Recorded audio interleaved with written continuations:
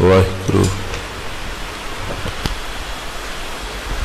सतनाम श्री वाहिगुरु साहिब जी। एक ओंकार सतनाम करता पुरख निरभव निरवैर। अकाल मूरत अजूनी सैभं गुर प्रसाद।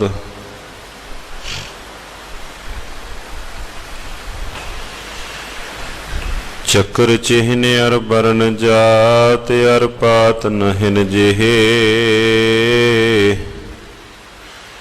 रूप रंग अर रेख पेख को कहना सकत केहे। चल मूरत अनपव प्रकाशम तोज कहिजै। कोट इंद्र इंद्रान साहे साहान गनिजै। त्रिभवन महीप सुर नारे असुर नेत नेत बन त्रिन कहत। तब सर्व नाम कथा कवण कर्म नाम बरनत सुमत। हर जू राख लेहो पत मेरी। जम को त्रास पयो उरयंतर शरण गही कृपा निध तेरी रहाओ। महापतत मुग्ध लोभी फुन करत पाप अबहारा। पै मरबे को बिसरत नाहिन तेह चिंता तन जारा। किए उपाव मुक्त के कारण दहंद सुको उठताया। कट ही भीतर बस निरंजनता को मर्म न पाया। नाहिन गुण नाहिन कछ जप तप कौन कर्म अब कीजै। नानक हार पर्यो शरनागत अबैदान प्रभ दीजै। नानक हार पर्यो शरनागत अभयदान प्रभ दीजै। सुको टल गुर सेविय अहनिस सहज सुभ। दर्शन परसया गुरु का जन्म मरण दुख जाय। होवै सिफत खसामदी नूर अरसों कुरसों चटियै। तुद डिठे सचे पातशाह मल जन्म जन्म दी। सजन सचा पातशाह सिर शाहां दा शाहो। जिस पास बैठिया सोहिया सबना दा वेसाहु। जिस पास बैठिया सोहिया सबना दा वेसाहु। सतनाम श्री वाहिगुरु साहिब जियो। सलोक महला तीजा। सुहब ता सुहागणी जा मन लह सच नाओ। सतगुर अपना मनाए लै। रूप चढ़ी ता अगला दूजा नहीं थाओ। सुहब ता सुहागनी जा मन लह सच नाओ। ਸਤਿਗੁਰ ਆਪਣਾ ਮਨਾਏ ਲੈ, ਰੂਪ ਚੜੀ ਤਾਂ ਅਗਲਾ, ਦੂਜਾ ਨਾਹੀ ਥਾਓ। ਐਸਾ ਸਿਗਾਰ ਬਣਾਏ ਤੂੰ, ਮੈਲਾ ਕਦੇ ਨਾ ਹੋਵਈ, ਅਹਨਿਸ ਲਾਗੈ ਭਾਉ। ਨਾਨਕ ਸੁਹਾਗਣ ਕਾ ਕਿਆ ਚਿਹਨ ਹੈ, ਅੰਦਰ ਸੱਚ ਮੁਖ ਉਜਲਾ, ਖਸਮੈ ਮਾਹੇ ਸਮਾਏ। ਮਹੱਲਾ ਤੀਜਾ। ਲੋਕਾਂ ਵੇਹਾ ਸੁਹਾਵੀ, ਸੁਹਾ ਵੇਸ ਕਰੀ, ਵੇਸੀ ਸਹੁ ਨ ਪਾਈਐ, ਕਰ ਕਰ ਵੇਸ ਰਹੀ। ਨਾਨਕ ਤਿਨੀ ਸਹੁ ਪਾਇਆ, ਜਿਨੀ ਗੁਰ ਕੀ ਸਿੱਖ ਸੁਣੀ। ਜੋ ਤਿਸ ਭਾਵੈ ਸੋ ਥੀਐ, ਏਨ ਵੇਦ ਕੰਤ ਮਿਲੀ। ਪੌੜੀ। ਹੁਕਮੀ ਸ੍ਰਿਸ਼ਟ ਸਾਜੀਆਂ, ਬਹੁ ਭਿਤ ਸੰਸਾਰਾ। ਤੇਰਾ ਹੁਕਮ ਨਾ ਜਾਪੀ ਕੇਤੜਾ, ਸੱਚੇ ਆਲਖ ਅਪਾਰਾ। ਇਕ ਨਾ ਨੋ ਤੂੰ ਮੇਲ ਲਹੈ, ਗੁਰ ਸ਼ਬਦ ਵਿਚਾਰਾ। ਸੱਚ ਰਤੇ ਸੇ ਨਿਰਮਲੇ, ਹਉਮੈ ਤਾਜ ਵੇਕਾਰਾ। ਜਿਸ ਤੂੰ ਮਿਲਹਿ ਸੋ ਤੁਧ ਮਿਲੈ, ਸੋਈ ਸਚਿਆਰਾ। ਸੱਚ ਰਤੇ ਸੇ ਨਿਰਮਲੇ, ਹਉਮੈ ਤਾਜ ਵੇਕਾਰਾ। ਜਿਸ ਤੂੰ ਮਿਲਹਿ ਸੋ ਤੁਧ ਮਿਲੈ, ਸੋਈ ਸਚਿਆਰਾ।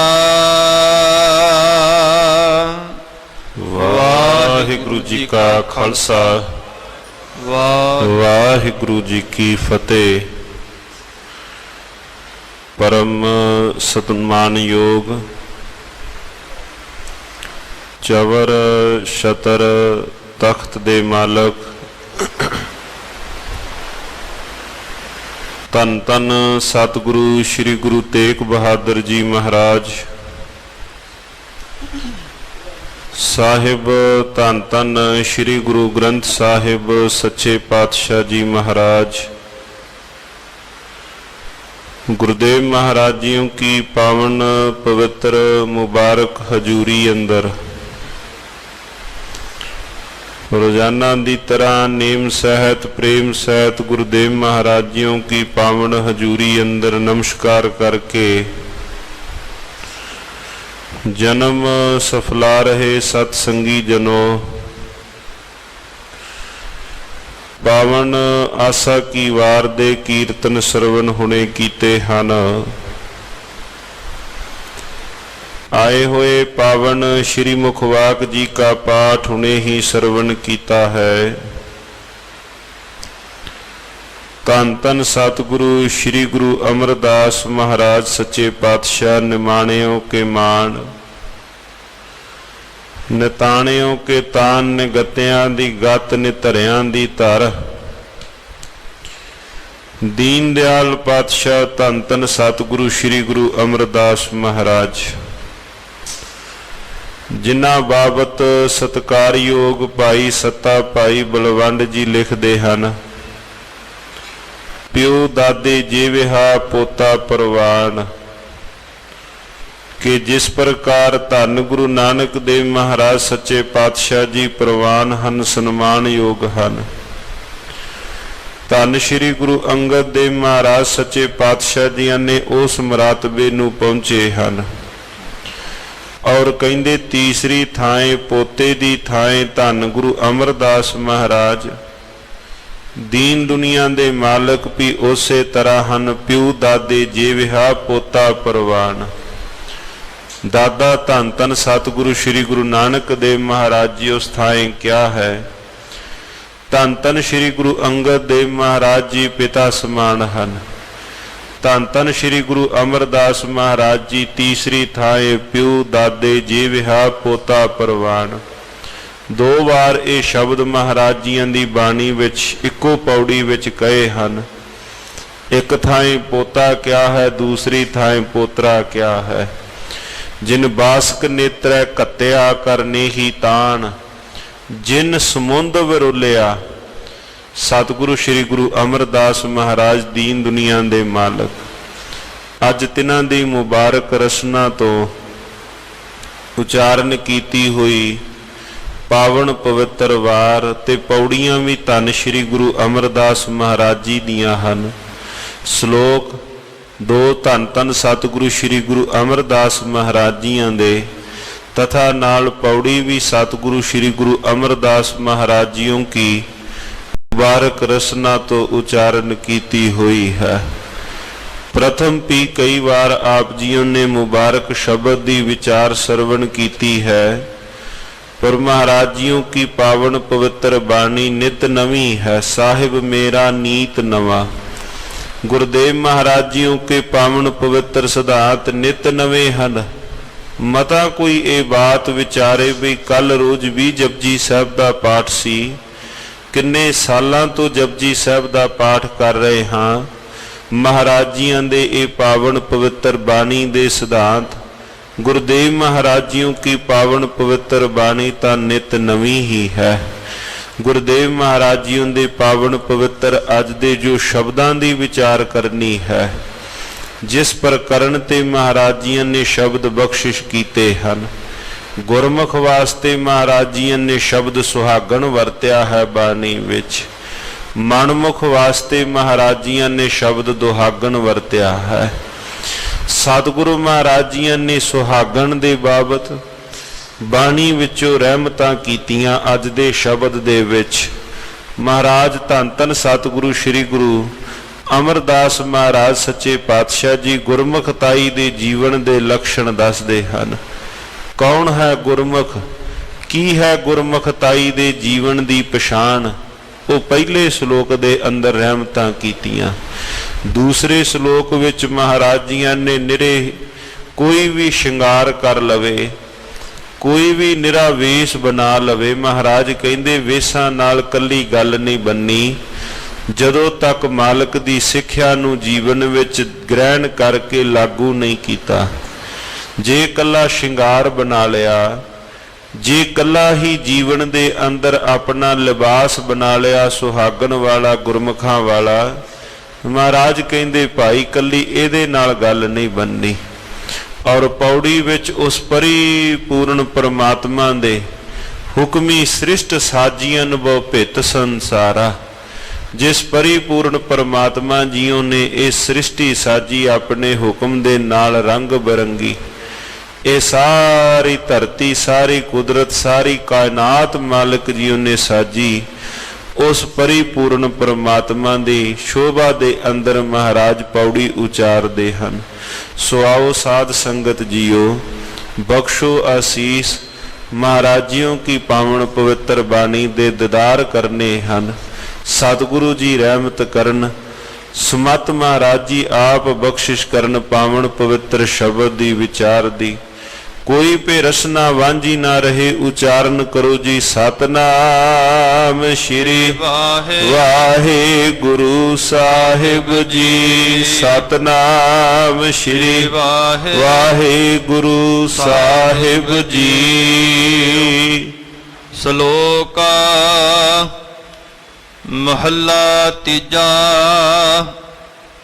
ਸੁਹਬਤਾ ਸੁਹਾਗਣੀ, ਜਾ ਮਨ ਲਹਿ ਸਚ ਨਹੁ। ਸਤਿਗੁਰੂ ਸ਼੍ਰੀ ਗੁਰੂ ਅਮਰਦਾਸ ਮਹਾਰਾਜ ਬਖਸ਼ਿਸ਼ ਕੀਤਾ ਸੂਹਬ ਸੂਹੇ ਵੇਸ ਵਾਲੀ।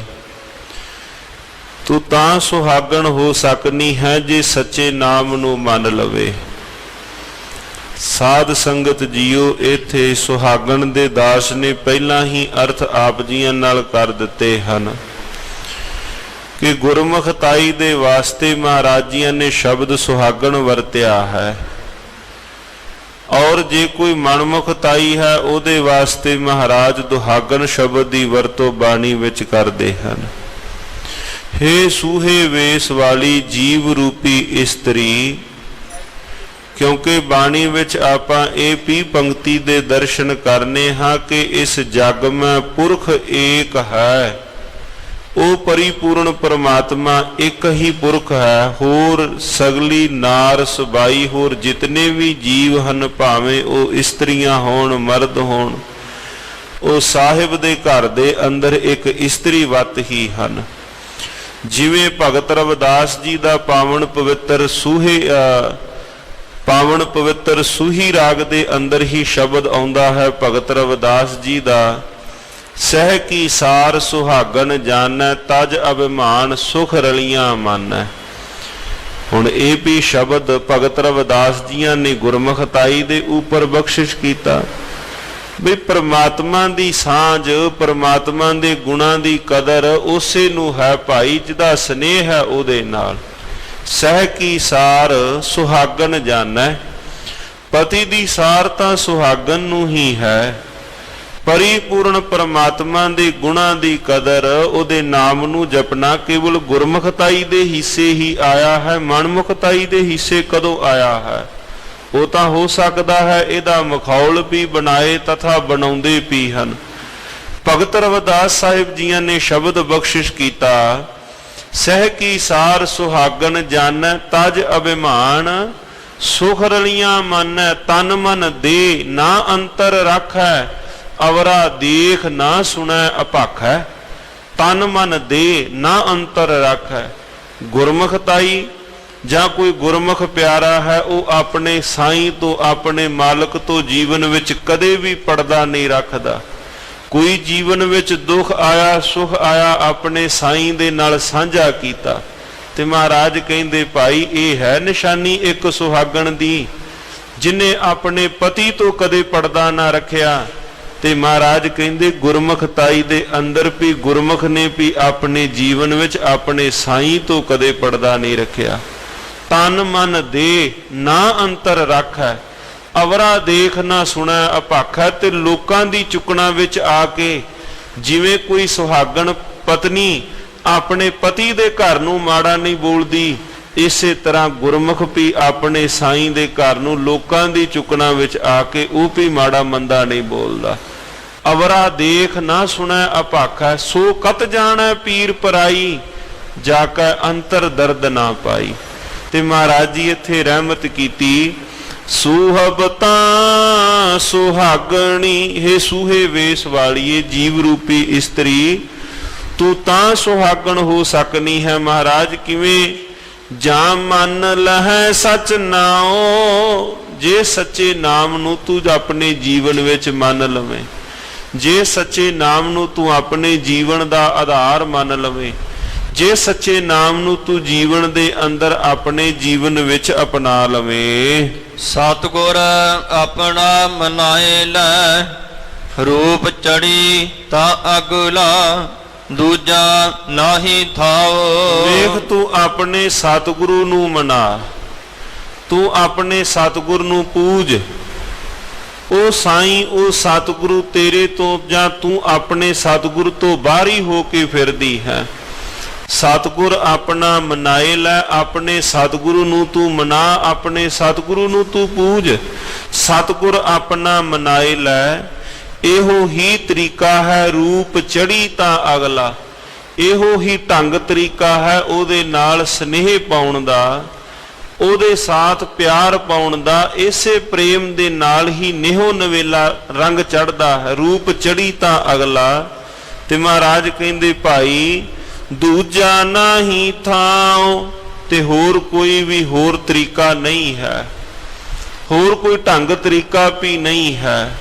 ਜਾਂ ਹੋਰ ਕੋਈ ਥਾਂ ਵੀ ਨਹੀਂ ਹੈ।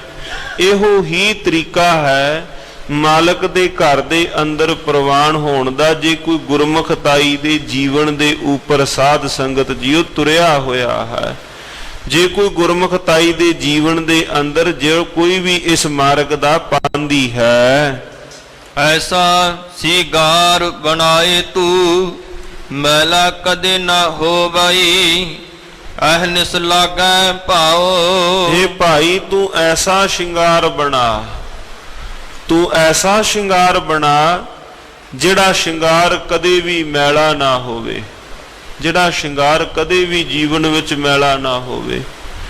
ਹੋਰ ਬਾਹਰੀ ਸ਼ਿੰਗਾਰ ਤਾਂ ਥੋੜ ਸਮੇਂ ਦੇ ਹਨ, ਪਰ ਮਾਲਕ ਦੇ ਗੁਣਾਂ ਦਾ ਜੀਵਨ ਦੇ ਅੰਦਰ ਸਤ ਸੰਤੋਖ ਦੇਵੀ ਗੁਣਾਂ ਦਾ ਸ਼ਿੰਗਾਰ ਕਰਨਾ, ਜਿਹੜਾ ਸ਼ਿੰਗਾਰ ਜੀਵਨ ਦੇ ਅੰਦਰ ਮਾਲਕ ਦੇ ਘਰ ਦੇ ਅੰਦਰ ਕਦੇ ਵੀ ਮੈਲਾ ਨਾ ਹੋਵੇ, ਜਿਹੜਾ ਸ਼ਿੰਗਾਰ ਕਦੇ ਵੀ ਪੁਰਾਣਾ ਨਾ ਹੋਵੇ।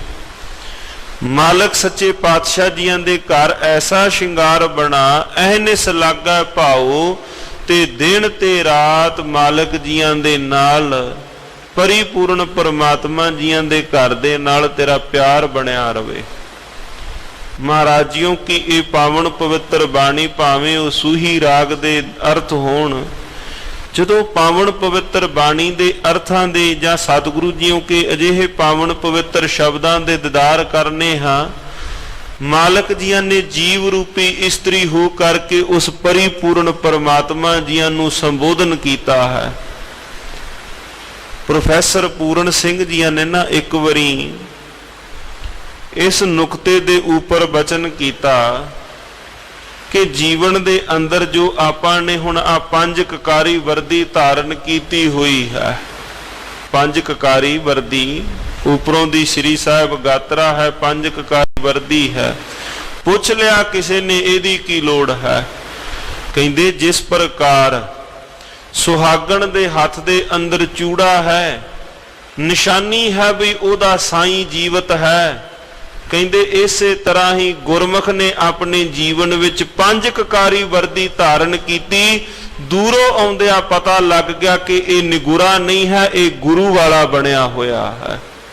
ਜਿਸ ਪ੍ਰਕਾਰ ਇੱਕ ਸੁਹਾਗਣ ਨੇ ਆਪਣੇ ਤਨ ਦੇ ਉੱਪਰ ਸ਼ਿੰਗਾਰ ਕੀਤਾ, ਹੱਥਾਂ ਦੇ ਵਿੱਚ ਚੂੜਾ ਪਾਇਆ, ਇਹ ਨਿਸ਼ਾਨੀ ਉਹਦੇ ਸੁਹਾਗ ਦੀ।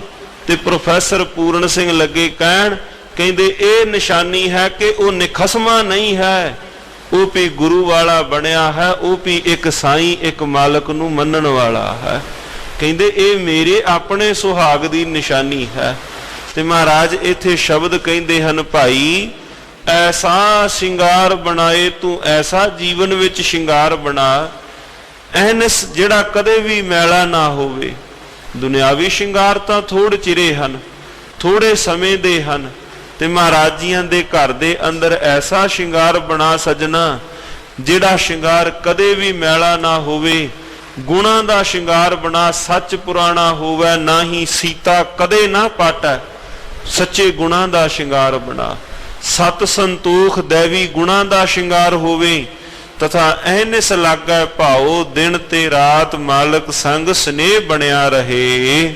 ਨਾਨਕ ਸੁਹਾਗਣ ਕਾ ਕਿਆ ਚਿਹਨ ਹੈ, ਅੰਦਰ ਸੱਚ ਮੁਖ ਉਜਲਾ, ਖਸਮੈ ਮਾਹੇ ਸਮਾਏ। ਹੁਣ ਮਹਾਰਾਜ ਜੀਆਂ ਨੇ ਇੱਕੋ ਪੰਕਤੀ ਅੰਦਰ ਪ੍ਰਸ਼ਨ ਵੀ ਕੀਤਾ ਤੇ ਨਾਲ ਹੀ ਦਾਤਾ ਜੀ ਨੇ ਉੱਤਰ ਵੀ ਦੇ ਦਿੱਤਾ। ਸਤਿਗੁਰੂ ਸ੍ਰੀ ਗੁਰੂ ਅਮਰਦਾਸ ਮਹਾਰਾਜ ਜੀਆਂ ਨੇ ਪਹਿਲੀ ਅੱਧੀ ਪੰਕਤੀ ਵਿੱਚ ਪ੍ਰਸ਼ਨ ਵੀ ਕੀਤਾ, ਨਾਨਕ ਸੁਹਾਗਣ ਕਾ ਕਿਆ ਚਿਹਨ ਹੈ। ਕੋਈ ਪੁੱਛ ਲਵੇ ਬਈ ਸੁਹਾਗਣ ਦੀ ਨਿਸ਼ਾਨੀ ਕੀ ਹੈ? ਚਿਹਨ ਦੇ ਅਰਥ ਚਿੰਨ ਕਰ ਲਈਏ, ਸਾਈਨ ਕਰ ਲਈਏ, ਨਿਸ਼ਾਨੀ ਕਰ ਲਈਏ। ਨਾਨਕ ਸੁਹਾਗਣ ਕਾ ਕਿਆ ਚਿਹਨ ਹੈ, ਤੇ ਤਿੰਨ ਨਿਸ਼ਾਨੀਆਂ ਦਸੀਆਂ, ਅੰਦਰ ਸੱਚ, ਮੁਖ ਉਜਲਾ, ਖਸਮੈ ਮਾਹੇ ਸਮਾਏ। ਤਿੰਨ ਨਿਸ਼ਾਨੀਆਂ ਗੁਰਦੇਵ ਮਹਾਰਾਜ ਜੀ ਦੱਸਦੇ ਹਨ। ਅੰਦਰ ਸੱਚ ਹੈ, ਸੱਚ ਕਹੀਏ ਉਹ ਪਰਿਪੂਰਨ ਪਰਮਾਤਮਾ ਦਾ ਨਾਮ ਸਦੀਵੀ ਉਸ ਦੇ ਅੰਦਰ ਹੈ, ਅੰਦਰ ਸੱਚ। ਮੁਖ ਉਜਲਾ, ਜਿਨੀ ਨਾਮ ਧਿਆਇਆ ਗਏ ਮਸ਼ਕਤ ਕਾਲ, ਨਾਨਕ ਤੇ ਮੁਖ ਉਜਲੇ ਕੀਤੀ ਛੁੱਟੀ ਨਾਲ। ਖਸਮੈ ਮਾਹੇ ਸਮਾਹੇ, ਮਨ ਕਰਕੇ, ਤਨ ਕਰਕੇ ਤਥਾ ਕਰਮਾਂ ਕਰਕੇ, ਤਿੰਨਾਂ ਤਰੀਕਿਆਂ ਦੇ ਨਾਲ ਉਹ ਆਪਣੀ ਮਾਲਕ ਦੀ ਸੇਵਾ ਦੇ ਅੰਦਰ ਜੁੜੇ ਹੋਏ ਹਨ। ਕੇਵਲ ਮੌਖਿਕ ਰੂਪ ਦੇ ਅੰਦਰ ਨਹੀਂ ਹਨ ਵੀ ਮਾਲਕ ਦੀ ਸੇਵਾ, ਅੰਦਰ ਕੁਝ ਹੋਰ ਹੈ, ਬਾਹਰ ਕੁਝ ਹੋਰ ਹੈ। ਇਸ ਢੰਗ ਤਰੀਕੇ ਨਾਲ ਮਹਾਰਾਜ ਕਹਿੰਦੇ ਉਹ ਸੁਹਾਗਨ ਨਹੀਂ ਹੈ। ਤਿੰਨਾਂ ਤਰੀਕਿਆਂ ਦੇ ਨਾਲ ਉਹ ਮਨ ਕਰਕੇ, ਤਨ ਕਰਕੇ ਤਥਾ ਬਾਣੀ ਕਰਕੇ, ਕਰਮਾਂ ਕਰਕੇ, ਉਹ ਤਿੰਨਾਂ ਤਰੀਕਿਆਂ ਦੇ ਨਾਲ ਮਾਲਕ ਦੀ ਸੇਵਾ ਦੇ ਅੰਦਰ ਉਹ ਜੀਵ ਤਤਪਰ ਹਨ। ਨਾਨਕ ਸੁਹਾਗਣ ਕਾ ਕਿਆ ਚੇਨ ਹੈ, ਕੀ ਨਿਸ਼ਾਨੀ ਹੈ ਮਹਾਰਾਜ? ਮਹਾਰਾਜ ਕਹਿੰਦੇ ਅੰਦਰ ਸੱਚ ਹੈ, ਉਹਨਾਂ ਦੀ ਰਸਨਾ ਤੇ ਵੀ ਉਹ ਹੈ, ਅੰਦਰ ਵੀ ਉਹ ਹੈ। ਮੁਖੋਂ ਕੁਝ ਹੋਰ ਜਾਂ ਅੰਦਰੋਂ ਕੁਝ ਹੋਰ ਨਹੀਂ ਹੈ। ਹਾਂ, ਦੁਨੀਆ ਨੂੰ ਆਪਾਂ ਭਾਵੇਂ ਕੋਈ ਵਲ ਫਰੇਬ ਪਾ ਕੇ ਕਹਿ ਦਵੇ ਵੀ ਵੇਖੋ ਜੀ ਫਲਾਣਾ ਸਿਓ ਕਿਤਨਾ ਰਾਮ ਰਾਮ ਜਪਦਾ ਹੈ, ਕਿਤਨਾ ਨਾਮ ਬਾਣੀ ਸਾਥ ਹੈ, ਅੰਦਰ ਕੀ ਹੈ ਇਹ ਤਾਂ ਮਾਲਕ ਨੂੰ ਪਤਾ। ਪਰ ਮਹਾਰਾਜ ਕਹਿੰਦੇ ਜੇ ਕੋਈ ਸੁਹਾਗਣ ਹੈ, ਜੇ ਕੋਈ ਗੁਰਮੁਖ ਹੈ, ਉਹਦੀ ਨਿਸ਼ਾਨੀ ਕੀ ਹੈ? ਅੰਦਰ ਸੱਚ, ਮੁਖ ਉਜਲਾ, ਖਸਮੈ ਮਾਹੇ ਸਮਾਏ ਤਥਾ ਮਨ ਕਰਕੇ, ਬਾਣੀ ਕਰਕੇ, ਸੇਵਾ ਕਰਕੇ, ਤਿੰਨਾਂ ਤਰੀਕਿਆਂ ਦੇ ਨਾਲ ਉਹ ਮਾਲਕ ਦੀ ਸੇਵਾ ਦੇ ਅੰਦਰ ਤਤਪਰ ਰਹਿੰਦੇ ਹਨ। ਉਹ ਮਾਲਕ ਦੀ ਸੇਵਾ ਦੇ ਅੰਦਰ ਜੁੜੇ ਰਹਿੰਦੇ ਹਨ। ਹੇ ਭਾਈ, ਇਹੋ ਨਿਸ਼ਾਨੀ ਹੈ ਉਸ ਸੁਹਾਗਣ ਦੀ, ਇਹੋ ਨਿਸ਼ਾਨੀ ਹੈ ਉਸ ਗੁਰਮੁਖ ਜੀਵਨ ਦੀ ਜਿਨੇ ਆਪਣੇ ਜੀਵਨ ਦੇ ਅੰਦਰ ਸਾਈਂ ਨੂੰ ਰਜਾ ਲਿਆ। ਕਈ ਵਾਰ ਜਦੋਂ ਸਤਿਗੁਰੂ ਮਹਾਰਾਜ ਜੀਆਂ ਦੇ ਪਾਵਨ ਪਵਿੱਤਰ ਹੋਰ ਵੀ ਸ਼ਬਦਾਂ ਦੇ ਦਰਸ਼ਨ ਕਰਨੇ ਹਾਂ, ਪਾਵਨ ਪਵਿੱਤਰ ਬਾਣੀ ਅੰਦਰ, ਜਿਵੇਂ ਬਾਬਾ ਫਰੀਦ ਸਾਹਿਬ ਦੇ ਪਾਵਨ ਪਵਿੱਤਰ ਸ਼ਲੋਕਾਂ ਵਿੱਚ ਆਪਾਂ ਦੀਦਾਰ ਪਾਉਂਦੇ ਹਾਂ।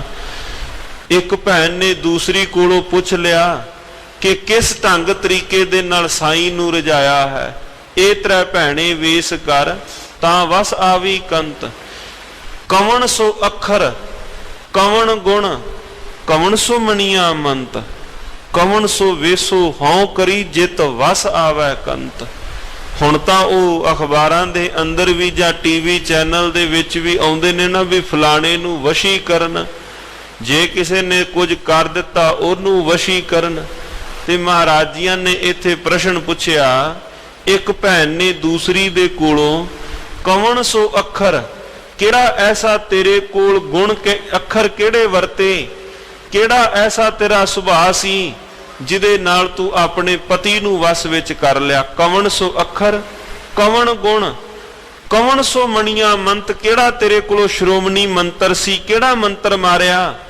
ਤੇ ਮਹਾਰਾਜ ਸੱਚੇ ਪਾਤਸ਼ਾਹ ਜੀ ਨੇ ਅਗਲੀ ਪੰਕਤੀ ਵਿੱਚ ਨਾਲ ਹੀ ਉੱਤਰ ਦਿੱਤਾ ਇੱਕ ਸ਼ਲੋਕ ਤੋਂ ਬਾਅਦ, ਕਵਣ ਸੋ ਵੇਸੋ ਹਉ ਕਰੀ, ਮੈਂ ਕਿਹੜਾ ਐਸਾ ਵੇਸ ਕਰਾਂ ਜਿਤ ਵਸ ਆਵੈ ਕੰਤ, ਜਿਹਦੇ ਨਾਲ ਕੰਤ ਵਸ ਵਿੱਚ ਆਵੇ।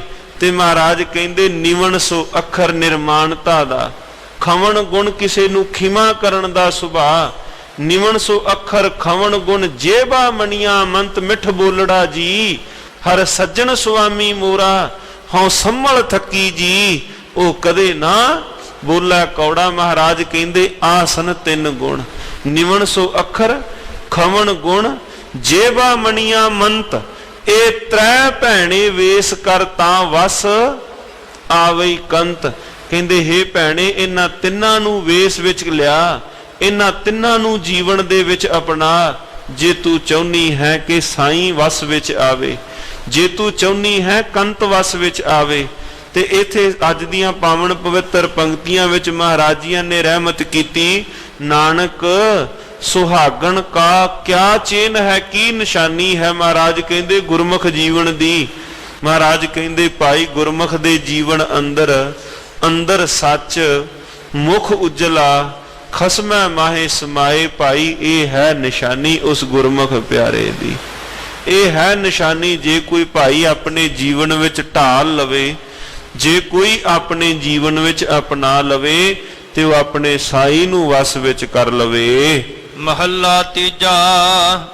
ਲੋਕਾ ਵੇਹਾਉ ਸੁਹਾਵੀ, ਸੁਹਾ ਵੇਸ ਕਰੀ। ਹੇ ਲੋਕੋ, ਲੋਕਾ ਵੇ ਸੰਬੋਧਨੀ ਕਾਰਕ ਲੋਕਾ ਵੇ, ਹੇ ਲੋਕੋ ਹਉ ਸੁਹਾਵੀ, ਸੂਹਾ ਵੇਸ ਕਰੀ, ਮੈਂ ਤਾਂ ਸੂਹਾ ਆਪਣੇ ਤਨ ਦੇ ਉੱਪਰ ਲਿਬਾਸ ਵੀ ਅਜਿਹਾ ਬਣਾਇਆ ਹੋਇਆ ਹੈ। ਵੇਸੀ ਸਹੁ ਨ ਪਾਈਐ, ਕਰ ਕਰ ਵੇਸ ਰਹੀ। ਨਿਰਾਪੁਰਾ ਲਿਬਾਸ ਬਣਾਉਣ ਦੇ ਨਾਲ ਵੇਸੀ ਸ਼ੌ ਨਾ ਪਾਈਐ, ਨਿਰਾ ਲਿਬਾਸ ਬਣਾਉਣ ਦੇ ਨਾਲ ਰੱਬ ਦੀ ਪ੍ਰਾਪਤੀ ਨਹੀਂ। ਗੱਜ ਕੇ ਆਖੋ ਸਤਨਾਮ ਸ਼੍ਰੀ ਵਾਹਿਗੁਰੂ।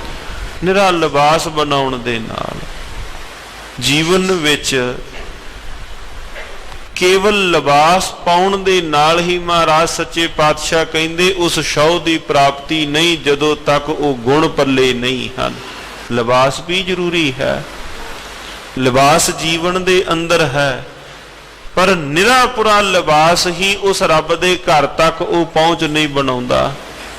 ਮਹਾਰਾਜ ਸੱਚੇ ਪਾਤਸ਼ਾਹ ਜੀਆਂ ਨੇ, ਧੰਨ ਗੁਰੂ ਨਾਨਕ ਦੇਵ ਮਹਾਰਾਜ ਜੀਆਂ ਨੇ ਜਦੋਂ ਭ੍ਰਮਣ ਕੀਤਾ ਦੂਰ ਦਰਾਡੇ ਤੱਕ, ਮਹਾਰਾਜ ਸੱਚੇ ਪਾਤਸ਼ਾਹ ਜੀਆਂ ਨੇ ਆਪਣੀ ਗੱਲ ਪਹੁੰਚਾਉਣ ਵਾਸਤੇ ਸਤਿਗੁਰੂ ਮਹਾਰਾਜ ਜੀਆਂ ਨੇ ਜੇ ਮੱਕੇ ਦੀ ਜ਼ਿਆਰਤ ਕੀਤੀ, ਦਾਤਾ ਜੀਆਂ ਨੇ ਹਾਜੀਆਂ ਵਾਲਾ ਲਿਬਾਸ ਬਣਾਇਆ। ਜੇ ਸਨਾਤਨ ਧਰਮ ਦੇ ਤੀਰਥਾਂ ਦੇ ਉੱਪਰ ਮਹਾਰਾਜ ਕਹੇ, ਸਤਿਗੁਰੂ ਜੀਆਂ ਨੇ ਉਦਾਂ ਦਾ ਲਿਬਾਸ ਬਣਾਇਆ। ਜਦੋਂ ਮਹਾਰਾਜ ਜੀ ਸਾਰੇ ਪਾਸਿਆਂ ਤੋਂ ਪਰਤ ਕੇ ਵਾਪਸ ਕਰਤਾਰਪੁਰ ਆਏ, ਧੰਨ ਗੁਰੂ ਨਾਨਕ ਦੇਵ ਮਹਾਰਾਜ ਜੀਆਂ ਦੇ ਬਾਬਤ ਭਾਈ ਗੁਰਦਾਸ ਸਾਹਿਬ ਜੀ ਲਿਖਦੇ ਨੇ, ਕਹਿੰਦੇ ਫਿਰ ਬਾਬਾ ਆਇਆ ਕਰਤਾਰਪੁਰ। ਮਹਾਰਾਜ ਜੀ ਜਦੋਂ ਕਰਤਾਰਪੁਰ ਆਏ, ਭੇਖ ਉਦਾਸੀ ਸਗਲ ਉਤਾਰਾ। ਮਹਾਰਾਜ ਜੀ ਨੇ ਜਿਹੜਾ ਵੀ ਉਹ ਭੇਖ ਸੀ ਉਹ ਆਪਣੇ ਤਨ ਦੇ ਉੱਪਰ ਪੈਰ ਸੰਸਾਰੀ ਕੱਪੜੇ, ਮਹਾਰਾਜ ਜੀ ਨੇ ਫਿਰ ਗ੍ਰਸਤੀਆਂ ਵਾਲਾ ਲਿਬਾਸ ਬਣਾ ਲਿਆ। ਉਹ ਆਪਣੀ ਗੱਲ ਨੂੰ ਪਹੁੰਚਾਉਣ ਵਾਸਤੇ ਮਹਾਰਾਜ ਜੀ ਨੇ ਉਹ ਲਿਬਾਸ ਬਣਾਇਆ। ਇਥੇ ਮਹਾਰਾਜ ਜੀ ਸ਼ਬਦ ਕਹਿੰਦੇ ਹਨ, ਬਖਸ਼ਿਸ਼ ਕੀਤਾ ਭਾਈ ਨਿਰਾਪੁਰਾ ਵੇਸਾਂ ਦੇ ਨਾਲ ਕੋਈ ਸ਼ਿੰਗਾਰ ਕੱਲਾ ਬਣਾਈ ਜਾਏ। ਵੇਖੋ ਜੀ ਇਹ ਪੰਜ ਕਕਾਰੀ ਵਰਦੀ ਮਹਾਰਾਜ ਕਹਿੰਦੇ ਭਾਈ ਨਿਰੀ ਪੂਰੀ ਇਹ ਕਾਫੀ ਨਹੀਂ ਜਦੋਂ ਤੱਕ ਜੀਵਨ ਦੇ ਅੰਦਰ ਜੀਵ ਨੇ ਰਹਿਤ ਨਹੀਂ ਰੱਖੀ। ਗੱਜ ਕੇ ਆਖੋ ਸਤਨਾਮ ਸ਼੍ਰੀ ਵਾਹਿਗੁਰੂ। ਜਦੋਂ ਆਪਾਂ ਪੜ੍ਹਨੇ ਹਾਂ ਦਸਵੇਂ ਪਾਤਸ਼ਾਹ ਮਹਾਰਾਜ ਜੀਆਂ ਦੇ ਹੁਣ ਵਿਸਾਖੀ ਤੇ ਪਾਵਨ ਪਵਿੱਤਰ ਇਹ ਮੁਬਾਰਕ ਸਿਧਾਂਤ ਕਿ ਰਹਿਤ ਪਿਆਰੀ ਮੁਝ ਕੋ ਸਿੱਖ ਪਿਆਰਾ ਨਾਹੀਂ। ਮਹਾਰਾਜ ਕਹਿੰਦੇ ਭਾਈ ਮੈਨੂੰ ਨਿਰਾਪੁਰਾ ਲਿਬਾਸ ਨਹੀਂ ਚਾਹੀਦਾ। ਲਿਬਾਸ ਦੇ ਅੰਦਰ ਕੀ ਹੈ ਮਹਾਰਾਜ ਜੀ ਤਾਂ ਉਹ ਵੇਖਦੇ ਹਨ। ਨਿਰਾਪੁਰਾ ਲਿਬਾਸ ਮਹਾਰਾਜ ਕਹਿੰਦੇ ਕਾਫੀ ਨਹੀਂ ਹੈ। ਅੰਮ੍ਰਿਤ ਛਕ ਲਿਆ ਹੈ ਇਹ ਕੱਲਾ ਤੂੰ ਮੰਜ਼ਿਲ ਤੇ ਨਹੀਂ ਪਹੁੰਚ ਗਿਆ, ਇਥੋਂ ਤਾਂ ਸੱਜਣਾ ਤੇਰਾ ਹੁਣ ਸਫ਼ਰ ਸ਼ੁਰੂ ਹੋਣਾ ਹੈ। ਜੇ ਬਾਹਰੀ ਤੌਰ ਤੇ ਰਹਿਤ ਮਰਿਆਦਾ ਜ਼ਰੂਰੀ ਹੈ, ਜਿਹੜੀ ਤੇਰੇ ਅੰਤਰੀਵ ਜਿਹੜੀ ਤੇਰੇ ਜੀਵਨ ਦੀ ਘਾੜਤ ਕੱਢਣ ਵਾਸਤੇ ਰਹਿਤ ਜ਼ਰੂਰੀ ਹੈ ਭਾਈ, ਉਹ ਵੀ ਜ਼ਰੂਰੀ ਹੈ। ਵੇਸੀ ਸ਼ੌ ਨਾ ਪਾਈਐ, ਨਿਰਾਪੁਰਾ ਵੇਸਾਂ ਦੇ ਨਾਲ ਸ਼ੌ ਨਾ ਪਾਈਐ, ਸਾਹਿਬ ਦੀ ਪ੍ਰਾਪਤੀ ਨਹੀਂ। ਤੇ ਮਹਾਰਾਜ ਕਹਿੰਦੇ ਭਾਈ ਕਰ ਕਰ ਵੇਸ ਰਹੀ। ਭਾਈ ਮੈਂ ਤਾਂ ਲਿਬਾਸ ਬਣਾ ਬਣਾ ਕੇ ਵੇਖ ਲਏ ਹਨ, ਮੈਂ ਤਾਂ ਲਿਬਾਸ ਪਾ ਪਾ ਕੇ ਵੇਖ ਲਏ ਹਨ। ਜਿਸ ਪਾਤਸ਼ਾਹ ਜੀਆਂ ਦੇ ਪਾਵਨ ਪਵਿੱਤਰ ਇਹ ਬਚਨ ਆਪਾਂ ਦਰਸ਼ਨ ਕਰ ਰਹੇ ਹਾਂ, ਕਿੰਨਾ ਲੰਬੇਰਾ ਸਮਾਂ ਸਤਿਗੁਰੂ ਮਹਾਰਾਜ ਸੱਚੇ ਪਾਤਸ਼ਾਹ ਜੀ ਭਟਕਦੇ ਰਹੇ। ਕਿੰਨੀ ਸਤਿਗੁਰੂ ਮਹਾਰਾਜ ਜੀਆਂ ਨੇ ਬਾਸਰਕੇ ਦੀ ਧਰਤੀ ਤੋਂ ਗੰਗਾ ਦੀ ਯਾਤਰਾ ਮਹਾਰਾਜ ਕਿਤਨੀ ਵਾਰ ਸਤਿਗੁਰੂ ਮਹਾਰਾਜ ਜੀ ਜਾਂਦੇ ਰਹੇ, ਅਸਥਾਨ ਵੀ ਬਣੇ ਹੋਏ ਹਨ। ਪਰ ਜਦੋਂ ਅੰਦਰ ਚੇਟਕ ਲੱਗੀ, ਜਦੋਂ ਅੰਦਰੋਂ ਸੱਟ ਵੱਜੀ ਤੇ ਮਹਾਰਾਜ ਧੰਨ ਗੁਰੂ ਨਾਨਕ ਦੇਵ ਮਹਾਰਾਜ ਜੀਆਂ ਦੇ ਪਾਵਨ ਪਵਿੱਤਰ ਸ਼ਬਦ ਦੇ ਨਾਲ ਮੋੜਾ ਪਿਆ। ਵੇਸੀ ਸ਼ੌ ਨਾ ਪਾਈਐ, ਕਰ ਕਰ ਵੇਸ ਰਹੀ। ਨਿਰਾਪੁਰਾ ਲਿਬਾਸਾਂ ਦੇ ਨਾਲ ਹੀ ਰੱਬ ਦੀ ਪ੍ਰਾਪਤੀ ਨਹੀਂ ਹੈ ਲੋਕੋ। ਕਰ ਕਰ ਵੇਸ ਰਹੀ, ਮੈਂ ਤਾਂ ਲਿਬਾਸ ਬਣਾ ਬਣਾ ਕੇ ਥੱਕ ਗਈ ਹਾਂ। ਨਾਨਕ ਤਿਨੀ ਸਹੁ ਪਾਇਆ, ਜਿਨ ਗੁਰ ਕੀ ਸਿੱਖ ਸੁਣੀ। ਹੇ ਭਾਈ ਨਾਨਕ, ਹੇ ਭਾਈ ਤਿਨੀ ਸ਼ੌ ਪਾਇਆ, ਉਹਨਾਂ ਨੇ ਹੀ ਸ਼ੌ ਨੂੰ ਪਾਇਆ ਹੈ, ਉਹਨਾਂ ਨੇ ਹੀ ਸਾਈਂ ਨੂੰ ਪਾਇਆ ਹੈ, ਉਹਨਾਂ ਨੇ ਹੀ ਖਸਮ ਨੂੰ ਪਾਇਆ ਹੈ। ਕਿਹਨਾਂ ਨੇ ਜੀ? ਜਿਨੀ ਗੁਰ ਕੀ ਸਿੱਖ ਸੁਣੀ, ਜਿਨ੍ਹਾਂ ਨੇ ਗੁਰੂ ਦੀ ਸਿੱਖਿਆ ਨੂੰ ਸੁਣਿਆ ਹੈ। ਗੱਜ ਕੇ ਆਖੋ ਸਤਨਾਮ। ਜਿਨ੍ਹਾਂ ਨੇ ਗੁਰੂ ਦੀ ਸਿੱਖਿਆ ਨੂੰ ਸੁਣ ਕੇ ਆਪਣੇ ਜੀਵਨ ਵਿੱਚ ਧਾਰਨ ਕਰ ਲਿਆ ਹੈ। ਮੱਥਾ ਟੇਕਣ ਦਾ ਭਾਵ ਹੀ ਗੁਰਮੁਖੋ ਇਹੋ ਹੈ ਕਿ ਮਾਲਕ ਜੀ ਮੈਂ ਆਪਣੀ ਮੱਤ ਨੂੰ ਤੁਹਾਡੀ ਮੱਤ ਵਿੱਚ ਮਿਲਾ ਦੇਣਾ ਹਾਂ। ਆਪਾਂ ਆਈਏ ਕੋਈ ਭੇਟਾ ਧਰੀਏ, ਭੇਟਾ ਧਰ ਕੇ ਆਪਾਂ ਵਾਪਸ ਨਹੀਂ ਲੈ ਕੇ ਜਾਂਦੇ। ਜੇ ਭਾਈ ਕਿਸੇ ਨੇ ਕੋਈ ਭੇਟਾ ਗੁਰੂ ਦੇ ਸਮਕਸ਼ ਰੱਖ ਦਿੱਤੀ ਤਾਂ ਕਦੇ ਕੋਈ ਭੇਟਾ ਵਾਪਸ ਨਹੀਂ ਲੈਂਦਾ। ਜੇ ਕਿਸੇ ਨੇ ਕੋਈ ਦਮੜੇ ਮਹਾਰਾਜੀਆਂ ਦੀ ਹਜ਼ੂਰੀ ਵਿੱਚ ਅਰਪਿਤ ਕੀਤੇ ਹਨ ਜਾਂ ਕੋਈ ਵੀ ਭੇਟਾ ਲੈ ਕੇ ਆਇਆ, ਭੇਟਾ ਵਾਪਸ ਘਰ ਨਹੀਂ ਲੈ ਕੇ ਪਰਤਦਾ। ਮੱਥਾ ਟੇਕਣ ਦਾ ਭਾਵ ਵੀ ਗੁਰਮੁਖੋ ਇਹੋ ਹੈ ਕਿ ਮਾਲਕ ਜੀ ਮੈਂ ਆਪਣੀ ਮੱਤ ਤੁਹਾਡੇ ਚਰਨਾਂ ਵਿੱਚ ਰੱਖਦਾ ਹਾਂ, ਪਰ ਫਿਰ ਵੀ ਜਾਂਦਿਆਂ ਜਾਂਦਿਆਂ ਆਪਾਂ ਆਪਣੀ ਮੱਤ ਨੂੰ ਲੈ ਕੇ ਫਿਰ ਤੁਰ ਪੈਂਦੇ ਹਾਂ। ਲੈ ਕੇ ਜਾਣਾ ਹੈ ਗੁਰੂ ਦੀ ਮੱਤ ਨੂੰ, ਆਪਣੀ ਮੱਤ ਨੂੰ ਛੱਡਣਾ ਹੈ। ਇਹਨੂੰ ਹੀ ਤਾਂ ਸਤਿਗੁਰੂ ਮਹਾਰਾਜ ਜੀ ਇਉਂ ਬਚਨ ਕਰਦੇ ਹਨ, ਮਨ ਕੀ ਮੱਤ ਤਿਆਗੋ ਹਰ ਜਨ ਇਹਾ ਬਾਤ ਕਠੈਨੀ। ਮਹਾਰਾਜ ਕਹਿੰਦੇ ਹੈ ਤਾਂ ਗੱਲ ਕਠੈਨੀ, ਹੈ ਤਾਂ ਗੱਲ ਔਖੀ, ਪਰ ਮਨ ਕੀ ਮੱਤ ਤਿਆਗੋ ਹਰ ਜਨ ਇਹਾ ਬਾਤ ਕਠੈਨੀ। ਮਤ ਸੁਮਤ ਤੇਰਾ ਵਸ ਸੁਆਮੀ, ਹਮ ਜੰਤ ਤੂੰ ਪੁਰਖ ਜੰਤੈਨੀ। ਜਨ ਨਾਨਕ ਕੇ ਪ੍ਰਭ ਕਰਤੇ ਸੁਆਮੀ, ਜਿਉ ਭਾਵੈ ਤਿਵੇਂ ਬਲੈਨੀ। ਹੈ ਮੇਰੇ ਮਾਲਕ ਜੀ ਆਪ ਰਹਿਮਤ ਕਰੋ, ਆਪ ਸਾਨੂੰ ਚੰਗੀ ਸੁਮਤ ਬਖਸ਼ ਦੇਵੋ। ਸਤਿਗੁਰੂ ਮਹਾਰਾਜ ਜੀ ਨੇ ਰਹਿਮਤ ਕੀਤੀ, ਨਾਨਕ ਤਿਨੀ ਸੋ ਪਾਇਆ ਜਿਨੀ ਗੁਰ ਕੀ ਸਿੱਖ ਸੁਣੀ। हे ਭਾਈ ਉਹਨਾਂ ਨੇ ਸਹੁ ਨੂੰ ਪਾਇਆ ਹੈ, ਉਹਨਾਂ ਨੇ ਸਾਈਂ ਨੂੰ ਪਾਇਆ ਹੈ। ਕਿਹਨਾਂ ਨੇ ਜੀ?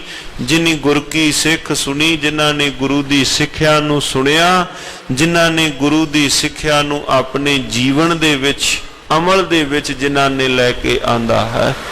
ਸਤਿਗੁਰੂ ਸ੍ਰੀ ਗੁਰੂ ਨਾਨਕ ਦੇਵ ਮਹਾਰਾਜ ਜੀਓ ਦੇ ਘਰ ਦੀਆਂ ਬੇਅੰਤ ਸਾਖੀਆਂ, ਜਿਵੇਂ ਮਹਾਰਾਜ ਸੱਚੇ ਪਾਤਸ਼ਾਹ ਜੀ ਧੰਨ ਧੰਨ ਸਤਿਗੁਰੂ ਸ੍ਰੀ ਗੁਰੂ ਨਾਨਕ ਦੇਵ ਮਹਾਰਾਜ ਜੀ ਭਾਈ ਸਾਹਿਬ ਭਾਈ ਮਰਦਾਨਾ ਜੀ ਦੇ ਨਾਲ ਹਰਿਦੁਆਰ ਦੀ ਧਰਤੀ ਤੇ ਸਨ।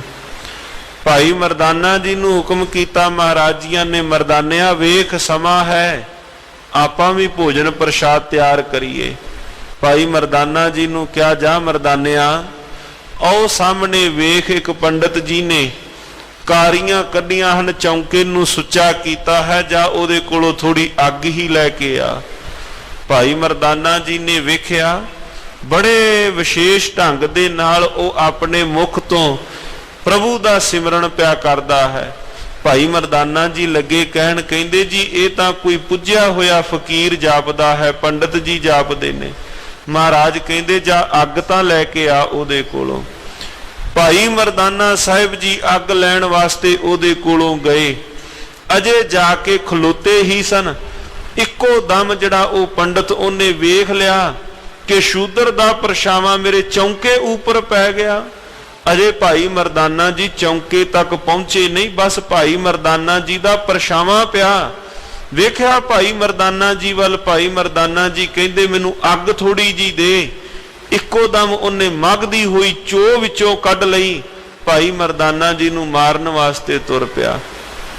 ਭਾਈ ਮਰਦਾਨਾ ਜੀ ਅੱਗੇ ਅੱਗੇ ਹਨ, ਪੰਡਤ ਪਿੱਛੇ ਪਿੱਛੇ ਹੈ। ਗੁਰੂ ਨਾਨਕ ਦੇਵ ਮਹਾਰਾਜ ਜੀਆਂ ਦੇ ਕੋਲ ਆ ਗਏ, ਕਿਉਂ ਮਾਰਦਾ ਹੈ ਸਾਡੇ ਮਰਦਾਨੇ ਨੂੰ?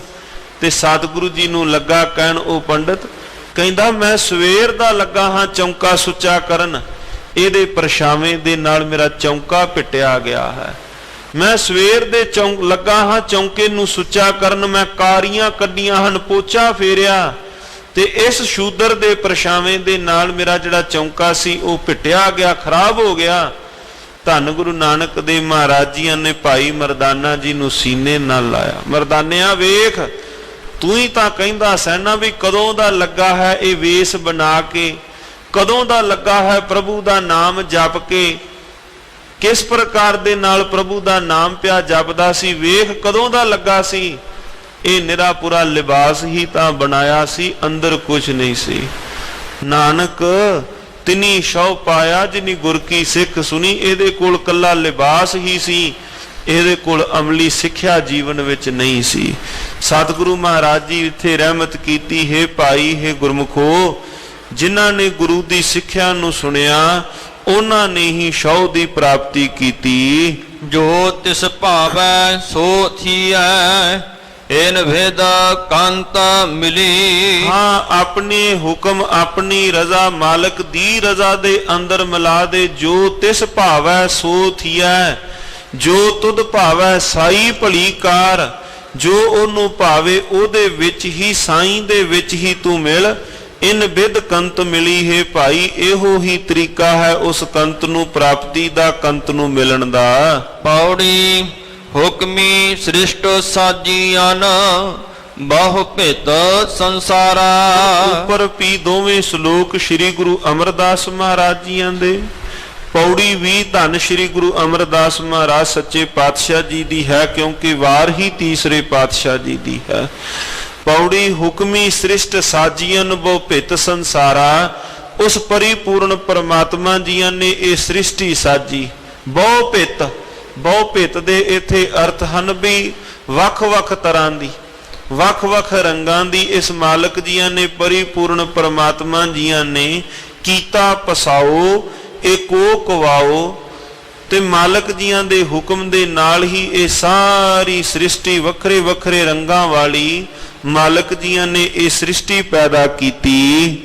ਤੇਰਾ ਹੁਕਮ ਨਾ ਜਾਪੇ ਕੀਤੜਾ, ਸੱਚੇ ਆਲਖ ਅਪਾਰਾ। ਇਹ ਪਰਿਪੂਰਨ ਪਰਮਾਤਮਾ ਤੇਰਾ ਹੁਕਮ ਕਿੱਡਾ ਹੈ।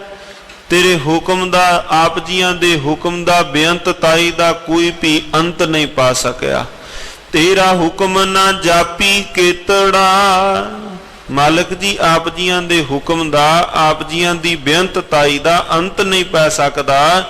ਸੱਚੇ ਅਲਖ ਅਪਾਰਾ, ਹੈ ਪਰਿਪੂਰਨ ਪਰਮਾਤਮਾ ਨਾ ਲਖਿਆ ਜਾਣ ਵਾਲਾ, ਅਪਾਰਾ ਜਿਸ ਦਾ ਪਾਰਲਾ ਬੰਨਾ ਨਾ ਦਿਸਦਾ ਹੋਵੇ, ਹੈ ਪਰਿਪੂਰਨ ਪਰਮਾਤਮਾ।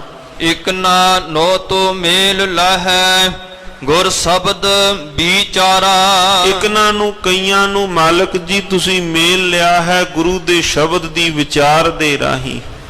ਗੁਰੂ ਦੇ ਸ਼ਬਦ ਦੀ ਵਿਚਾਰ ਦੇ ਰਾਹੀਂ ਕਈਆਂ ਨੂੰ, ਇਕਨਾਂ ਤੋਂ ਭਾਵ ਇਥੇ ਅਰਥ ਹੈ ਸਾਧ ਸੰਗਤ ਜੀ, ਕਈਆਂ ਨੂੰ ਆਪ ਜੀਆਂ ਨੇ ਆਪਣੇ ਵਿੱਚ ਮਿਲਾ ਲਿਆ ਹੈ। ਸੱਚ ਰਤੇ ਸੇ ਨਿਰਮਲੇ, ਹਮੈ ਤਜ ਵੇਕਾਰਾ। ਉਹ ਨਿਰਮਲੇ ਹਨ, ਸੱਚ ਦੇ ਅੰਦਰ ਰੰਗੇ ਗਏ ਉਹ ਨਿਰਮਲੇ, ਉਹਨਾਂ ਦੇ ਜੀਵਨ ਦੇ ਵਿੱਚੋਂ ਹਉਮੈ ਤਾਜ ਵੇਕਾਰਾ। ਮਾਲਕ ਜੀਆਂ ਨੇ ਉਹਨਾਂ ਦੇ ਜੀਵਨ ਦੇ ਵਿੱਚੋਂ ਵਿਕਾਰ ਦੂਰ ਕਰ ਦਿੱਤੇ, ਹਉਮੈ ਦੂਰ ਕਰ ਦਿੱਤੀ, ਤਥਾ ਉਹਨਾਂ ਦਾ ਜੀਵਨ ਅਜਿਹਾ ਸੁੰਦਰ ਬਣ ਗਿਆ। ਜਿਸ ਤੋ ਮੇਲ ਹੈ ਸੋ ਤੁਧ ਮਿਲੈ, ਸੋਈ ਸਚਿਆਰਾ। ਇਹ ਮਾਲਕ ਜੀ ਜਿਨ੍ਹਾਂ ਨੂੰ ਤੁਸੀਂ ਚਾਹਿਆ ਉਹਨਾਂ ਨੂੰ ਆਪਣੇ ਸੰਗ ਤੁਸਾਂ ਨੇ ਮਿਲਾ ਲਿਆ। ਜਿਸ ਤੂੰ ਮਿਲੈ ਸੋ ਤੁਧ ਮਿਲੈ, ਸੋਈ ਸਚਿਆਰਾ। ਉਹ ਜੀਵ ਸਚਿਆਰੇ ਹਨ, ਉਹ ਜੀਵ ਸੋਹਣੇ ਜੀਵਨ ਵਾਲੇ ਹਨ, ਜਿਨ੍ਹਾਂ ਨੂੰ ਮਾਲਕ ਜੀਓ ਆਪ ਜੀਆਂ ਨੇ ਹੁਕਮ ਦੇ ਨਾਲ, ਜਿਨ੍ਹਾਂ ਨੂੰ ਆਪ ਜੀਆਂ ਨੇ ਆਪਣੇ ਹੁਕਮ ਦੇ ਨਾਲ ਆਪਣੇ ਵਿੱਚ ਮਿਲਾ ਲਿਆ ਹੈ। ਧੰਨ ਧੰਨ ਸਤਿਗੁਰੂ ਸ੍ਰੀ ਗੁਰੂ ਅਮਰਦਾਸ ਮਹਾਰਾਜ ਸੱਚੇ ਪਾਤਸ਼ਾਹ ਜੀਆਂ ਦੇ ਪਾਵਨ ਪਵਿੱਤਰ ਅੱਜ ਦੇ ਇਹ ਸਾਹਿਬ ਸੱਚੇ ਪਾਤਸ਼ਾਹ ਜੀਆਂ ਦੇ ਪਾਵਨ ਪਵਿੱਤਰ ਬੋਲ ਹੁਕਮਨਾਮਾ ਸਤਿਗੁਰੂ ਮਹਾਰਾਜ ਜੀਓ ਕਿੰਨਾ ਪਾਵਨ ਪਵਿੱਤਰ ਸਥਾਨਾਂ ਤੇ ਗੁਰਦੇਵ ਜੀ ਨੇ ਬਖਸ਼ਿਸ਼ ਕੀਤਾ।